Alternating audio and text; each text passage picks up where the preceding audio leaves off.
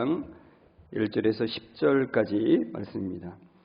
신약 성경 52면에 있는 마태복음 28장 1절에서 10절까지 말씀을 제가 봉독해 드리겠습니다.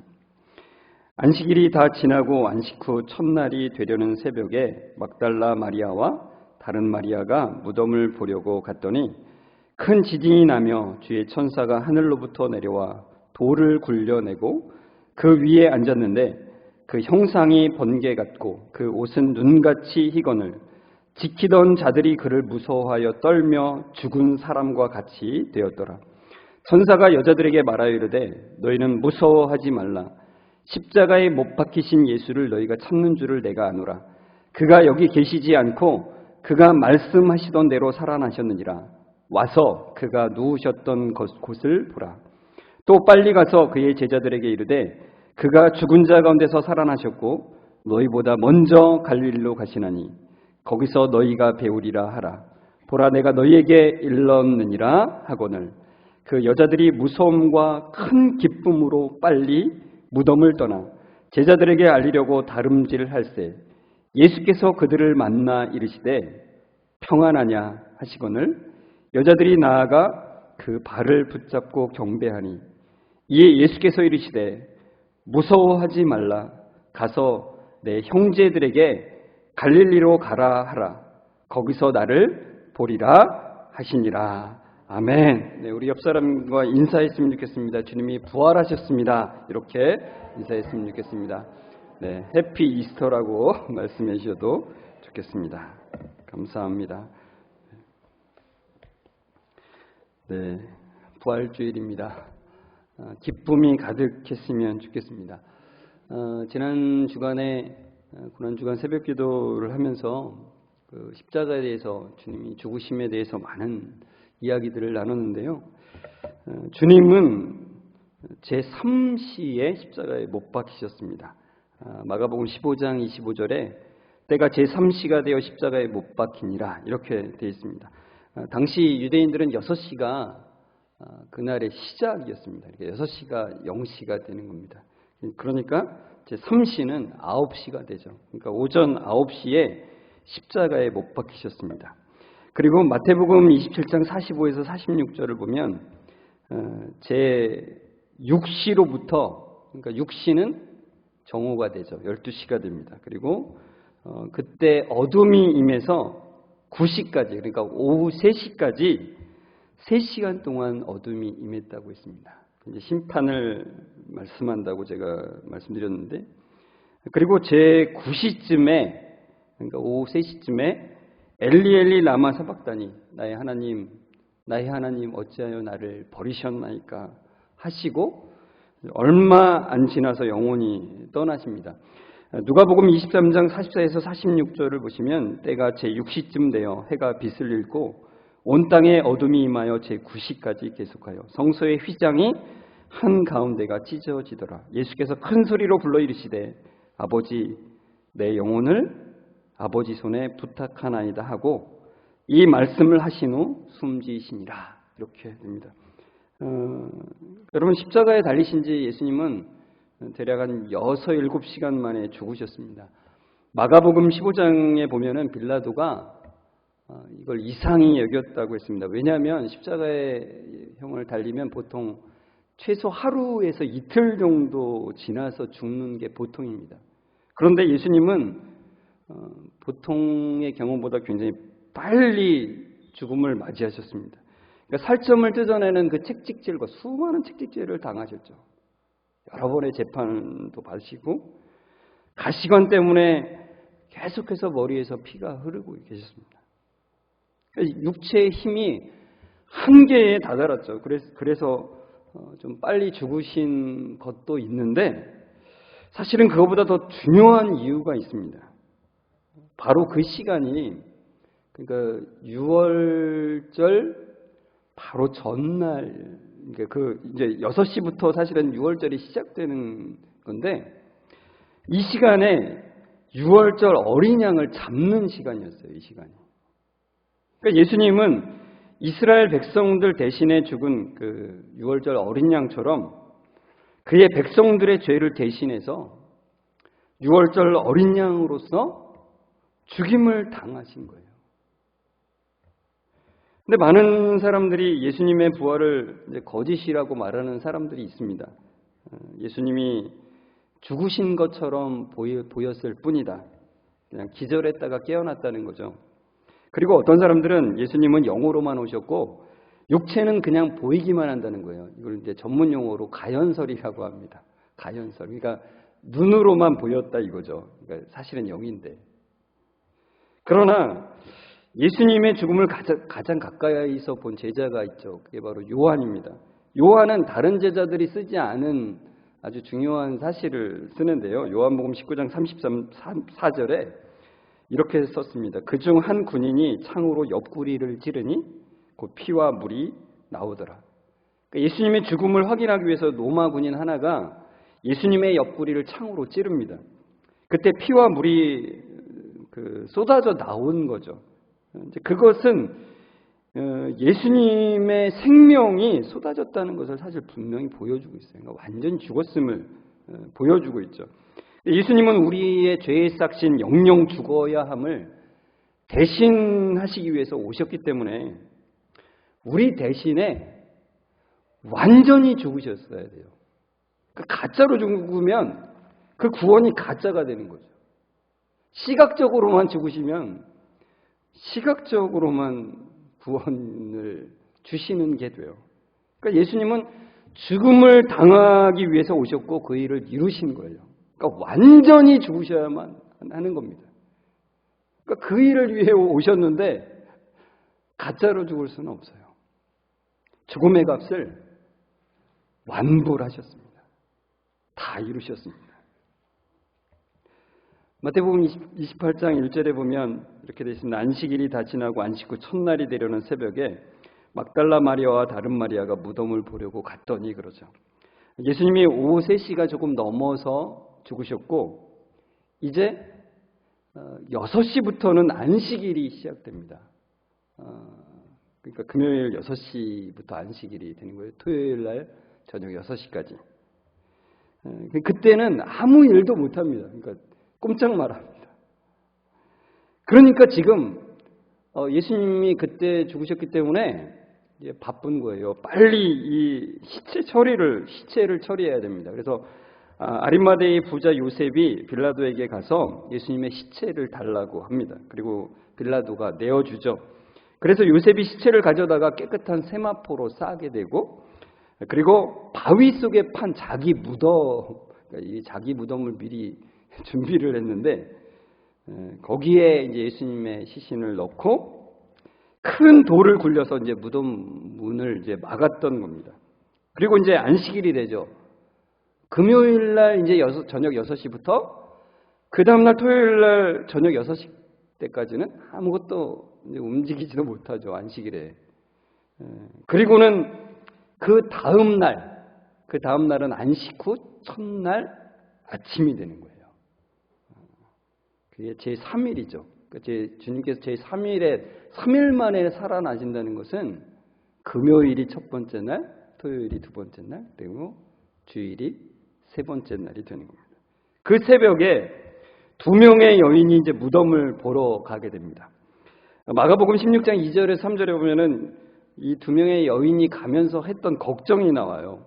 뭐라고 나오냐면 누가 무덤을 막고 있는 그 돌을 굴려줄까? 이 말을 보면은 이들이 부활에 대한 기대는 없구나라는 걸 알 수가 있어요. 예수님이 제3일에 살아나리라고 마태복음 17장 23절에 말씀하셨는데 뭐 여러 번 말씀하셨죠. 제자들에게 분명하게 말씀하셨는데 제자들은 무덤에 가볼 생각조차 안 하고 있어요. 그리고 이 가고 있는 2명의 여인들조차도 부활의 기대가 아니라 시체가 걱정이 되어서 시체를 막 급하게 막 하는 바람에 제대로 시체에 대한 뭔가를 못했잖아요. 그래서 그게 걱정되어서 사실 가고 있는 거예요. 그래서 돌을 누가 굴려줄까? 그러는 거죠. 요한복음 11장에 예수님께서 마르다에게 그녀의 오라비 나사로가 살아날 것이라고 말씀하셨을 때 마르다가 이렇게 대답을 하죠. 뭐라고 대답하냐면 요한복음 11장 24절인데요. 마지막 날에 있을 그 부활 때 제 오빠가 다시 살아난다는 것을 제가 압니다. 이렇게 대답을 하죠.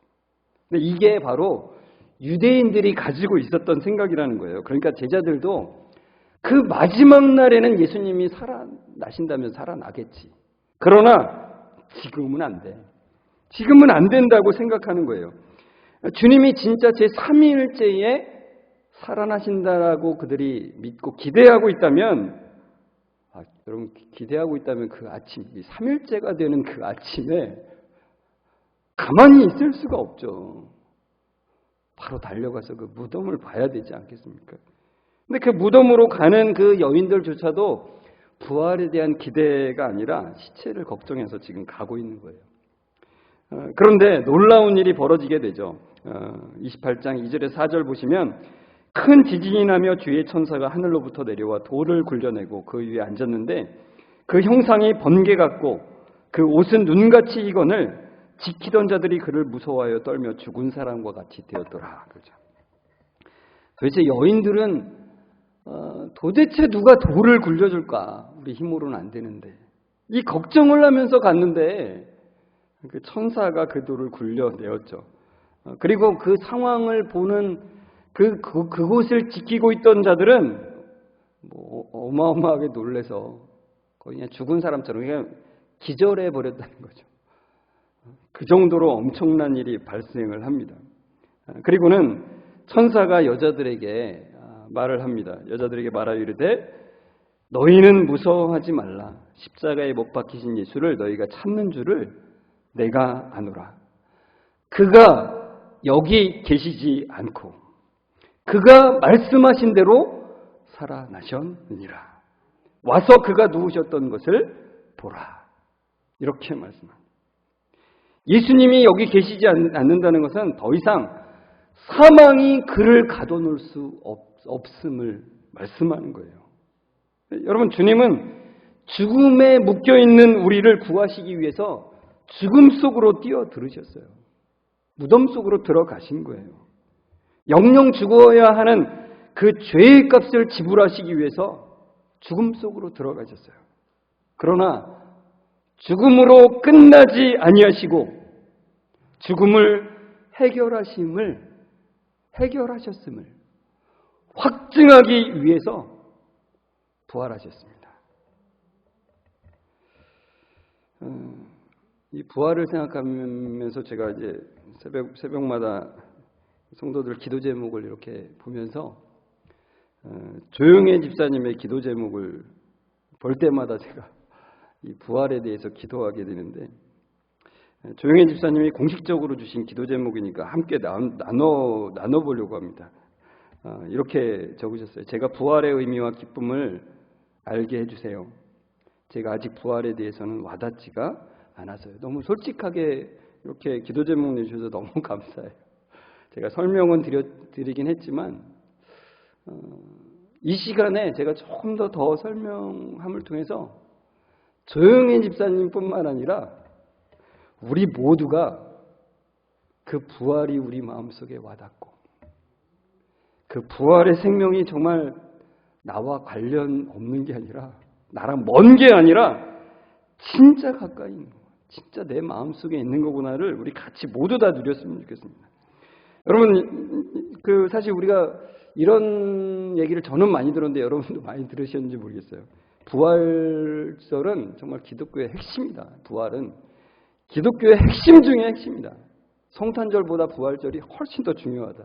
더 기쁜 날이다. 뭐 이런 얘기를 참 많이 들었어요. 근데 이런 얘기를 종종 듣긴 듣지만 왜 부활이 중요한지, 그게 나랑 무슨 관련이 있는지, 이게 뭔가 내 마음속에 진짜 와닿는 기쁨이 아니라 그냥 중요하다니까 중요하다니까 중요하겠거니 하는 그런 거 아닙니까? 그러니까 그냥 예수님의 부활은 2000년 전에 일어났던 그냥 하나의 사건이고, 그냥 기독교에서 중요하다니까, 성경이 중요하다니까 중요한 거지, 이렇게 생각하고 있지는 않습니까? 그러나 예수님이 죽으셨다 살아나심은 단순히 영혼과 육이 분리되었다가 다시 결합된 것만을 의미하는 것이 아니라는 거예요. 그러니까 성경에서 말하는 진짜 죽음은 하나님과의 분리예요. 하나님과 떨어지는 것이라 이거죠. 이걸 생각하면서 이 부활을 보셔야 된다는 거예요. 우리는 하나님과 떨어졌던, 끊어졌던 존재라는 것을 생각하셔야 돼요. 그러니까 로마서 3장 23절에 보면 모든 사람이 죄를 범하였음에 하나님의 영광에 이르지 못하더니, 로마서 6장 23절에 보면 죄의 삭은 사망이요. 이 두 말씀을 연결해서 말씀하자면 이런 거예요. 모든 사람이 죄를 범하여서 사망의 상태에 놓였다. 제가 하는 표현으로는 그렇게 말하죠. 죽음을 살고 있는 존재다. 되게 이상하죠. 죽음을 어떻게 사는지. 그러니까 하나님과 단절된 삶을 살고 있다는 것입니다. 그게 진짜 죽음이니까요. 그러니까 죽음을 살고 있는 우리에게 하나님께서는 예수 그리스도를 보내주셔서 구원의 길을 주신 거예요. 갈라디아서 2장 20절에 보면 내가 그리스도와 함께 십자가에 못 박혔나니 그런즉 이제는 내가 사는 것이 아니오 오직 내 안에 그리스도께서 사시는 것이라 이렇게 말씀하죠. 여러분, 우리가 그리스도와 함께 십자가에 못 박힘으로 우리는 더 이상 내가 사는 게 아니에요. 이제는 더 이상 하나님과 단절되어서 죽음을 사는 자들이 아니라는 거죠. 하나님과 단절된 삶을 끝내고 하나님이신 예수님과 하나 된 참 생명을 사는 거예요. 그러니까 우리가 예수님을 우리의 주님으로 처음 영접했을 때, 주님을 나의 구주로, 나의 주인으로 처음으로 모셔드렸을 때 우리는 부활을 경험한 거예요. 그게 부활이니까요. 죽음에 있다가 생명으로 옮겨진 놀라운 역사를 경험한 거예요. 그게 부활이에요. 그러니까 여러분은 부활을 경험하셨죠? 그런 사람은 이제 삶의 방향이 달라지는 거예요. 내가 이제까지 내 삶의 중심이었다면 이제는 하나님이 내 삶의 중심이 되는 거예요. 그리스도와 하나 되어서 참 생명을 누리는 거죠. 참된 부활을 누리는 거죠. 단절된 관계가 다시 회복됨을 누리는 것입니다. 죽음에서 단절되었다, 하나님과 떨어졌다가 다시 완전한 하나됨. 그 부활을 경험한 것입니다. 그런데 참 죄가 호락호락하지 않죠. 우리 안에 본성으로 남아있는 그 죄는 정말 우리를 가만히 놔두지 않습니다. 여전히 우리를 다시 자기 중심성으로 돌아가게 만들죠. 주님이 주인이셨는데 다시 내가 주인이게 만들어버려요. 내 중심으로 살아가게 해요. 심지어 주님이 기뻐하시는 방향을 알려주는 이 말씀을 보면서, 말씀을 지키면서 나를 드러내는 탐심을 가지게 한다는 거예요. 그게 로마서 7장 8절에서 11절에 나오는데요. 그러나 죄가 기회를 타서 계명으로 말미암아 내 속에서 온갖 탐심을 이루었나니. 11절 보시면 죄가 기회를 타서 계명으로 말미암아 나를 속이고 그것으로 나를 죽였는지라. 나를 죽였대요. 주님의 말씀을 지키면서 그래, 나는 잘 지키는 사람이야. 나 정도만 하면 괜찮아. 이렇게 생각하게 만든다는 거예요. 이게 죽는 겁니다. 이게 하나님을 온전히 주님으로 모시지 않고 내가 주인이 되는 것이기 때문에 그렇다는 거예요. 함께 교회 공동체에 들어와서 내가 신앙생활을 열심히 하는 것이 오히려 죽는 거예요. 주님과 단절되는 것이라는 거예요.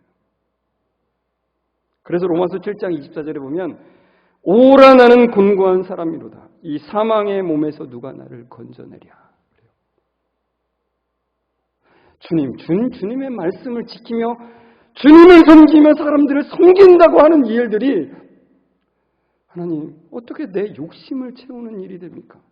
주님 도저히 너무나 힘듭니다.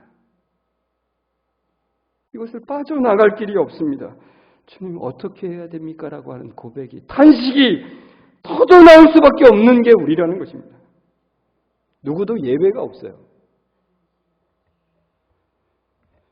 그런 우리에게 주님께서는 우리 이렇게 말씀하세요. 굳게 서고 흔들리지 말라고 말씀하세요. 고린도전서 15장 55절에서 58절에 말씀하는 건데, 그런데도 우리는 늘 굳건하지를 못하죠. 늘 흔들리죠. 늘 왔다 갔다 합니다. 주님이 주인이셨다가 내가 주인이셨다가 맨날 왔다 갔다 하는 그런 인생을 살아요. 우리는 그 죄 때문에 나 중심이 되고 때로는 의심하고 확신하지 못하고 흔들립니다. 사망을 다시 경험하는 거예요. 하나님과의 관계가 막힌 것을 경험하고 단절된 것을 경험하는 거예요. 그때마다 주님께서는 부활 생명을 기억하고 선포하라고 말씀하시는 거예요. 이 고린도전서 그 말씀을 새벽기도에 지금 나누고 있는데, 제가 고린도전서 15장을 보면서 참 또 많이 은혜를 누렸습니다. 이 고린도전서 15장 55절에서 58절을 제가 묵상하면서 사실 이 말씀이 그냥 보면은 잘 이게 무슨 말인가를 잘 모르거든요. 그래서 제가 여러분이 조금 더 이해하실 수 있도록 제가 쉽게 풀어서 한번 적어봤어요. 이런 말이에요. 사망아, 너는 언제나 죄를 쏘아서 나를 이기려 하지. 사망아, 너는 언제나 죄를 쏘아서 내가 사망의 존재라고 확인시키려 하지. 내가 율법을 도구 삼아서 나를 탐욕의 노예로 삼기도 하지. 내가 율법을 도구 삼아서 나를 정죄감에 사로잡히게도 하지. 내가 율법을 도구 삼아 나를 의심으로 넘어지게도 하지. 내가 너의 그림자로 나를 덮어서 두려움에 떨게 하기도 하지. 그러나 사망아, 명심해라. 우리 주님이 내가 지은 모든 죄의 삭스를 대신 십자가에서 지불하셨다는 것을 명심해라. 우리 주님이 율법을 모두 지키시고 그 의를 내게 주셨다는 것을 명심해라. 우리 주님이 너를 이미 짓누르고 부활하심으로 완전한 승리를 확증하셨다는 것을 사망아, 명심해라. 내가 나를 의지하려는 본성 때문에 너의 그림자에 잠깐 흔들린지는 모르지만 나는 다시 주님을 바라본다. 나는 다시 주님을 붙잡는다. 나는 다시 주님 안에서 주님과 함께 다시 부활한다. 오늘도 주님의 부활의 능력으로 새롭게 된다. 그럼 다시 이 고린도서 15장 55에서 58절 말씀을 오늘 집에 가셔서 묵상하셨으면 좋겠어요. 그리고 주님이 주신 그 부활의 생명으로 선포하셨으면 좋겠어요. 주님은 말씀을 통해서 주님의 승리가 우리의 것임을 다시 한번 확인하게 하시는 거예요. 그럼을 통해서 우리가 다시 새로워지는 거예요. 이것이 우리의 계속된 삶에서 경험하는 부활이라는 것입니다. 매일매일 우리는 부활을 경험해요.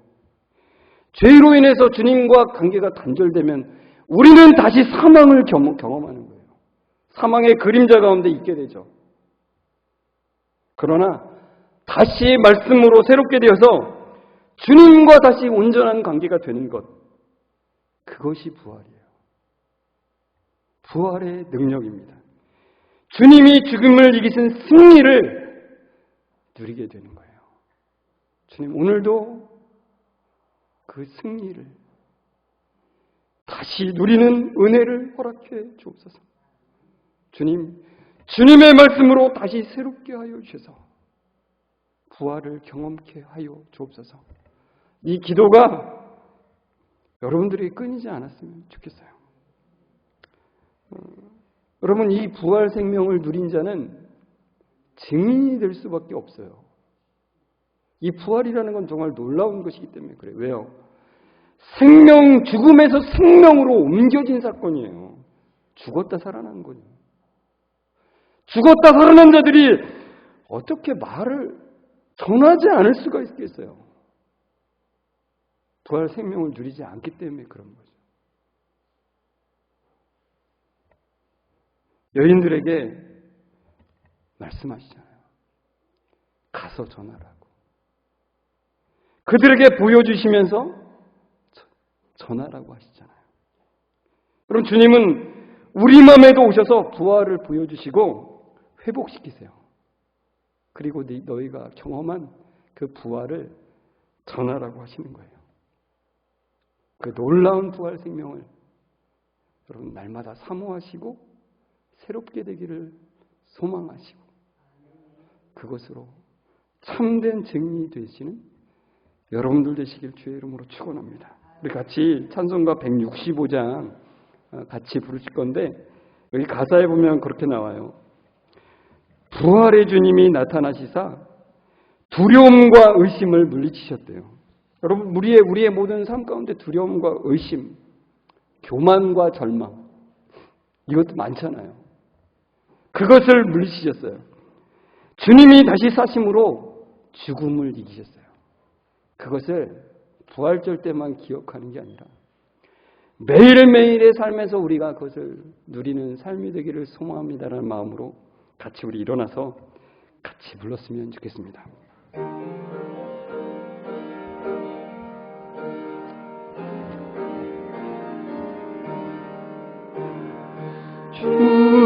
부활의 주님 나타나시사 두려움과 의심 물리치셨네. 주의 교회 기뻐 찬송하여라. 다시 사신 주님 죽음 이겼네. 주님께 영광. 다시 사신 주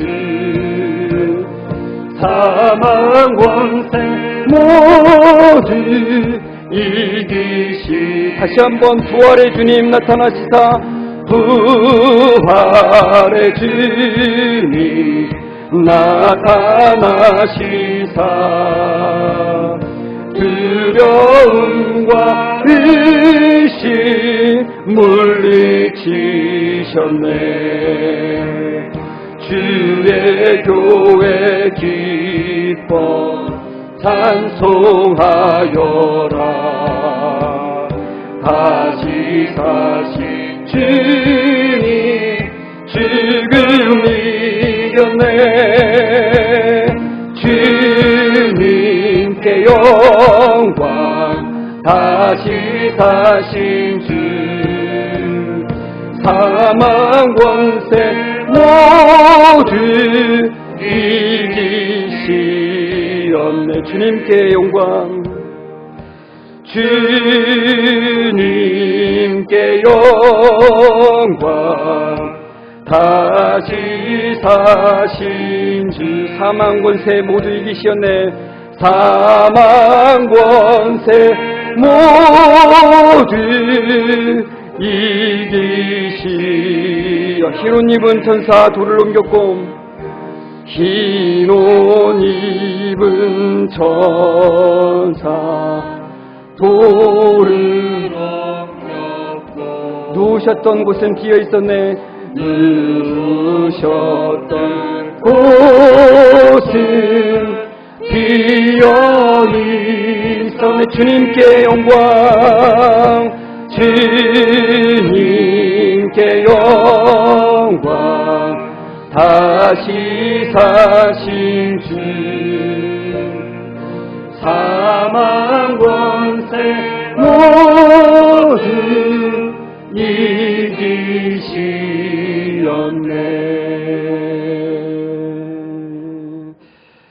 죄의 권세의 죽음을 완전히 죽이신 하나님 감사합니다. 죽음을 살던 저희들에게 생명으로 나올 수 있는 부활을 경험케 하심에 전심으로 주님을 찬양합니다. 두려움과 의심, 교만과 절망을 물리치신 주님을 찬양합니다. 부활하심으로 죽음을 이기시고 사망 권세를 죽이신 주님을 찬양합니다. 주님, 때때로 죄에 속아서 쓰러지기도 하고 두려움에 사로잡히기도 하고 의심과 걱정에 파묻히기도 하지만 주님, 오늘도 주님의 부활 생명으로 우리를 새롭게 하셔서 주님의 부활 승리가 우리 것이 된 것을 다시 한번 확인하게 하여 주시고 그 부활 승리를 선포하며 누리며 살아가는 삶이 되게 하여 주옵소서. 주님, 우리 모든 성도들 매일매일 순간순간 부활을 경험함을 통해 사망의 그림자가 아닌 부활의 승리와 기쁨으로 살아가게 하시고 그것을 전하는 참된 증인들이 되게 하여 주옵소서. 부활하심으로 우리에게 참 승리를 누리게 하시는 예수님의 이름으로 기도드리옵나이다. 아멘. 우리 주 예수 그리스도의 은혜와 하나님의 사랑하심과 성령님의 교통하심이 주님의 부활 생명으로 날마다 새로워지기를 간절히 소망하는 마음으로 나아가는 우리 모든 성도들과 그 가정 위에 지금부터 영원까지 함께 있을지어다. 아멘.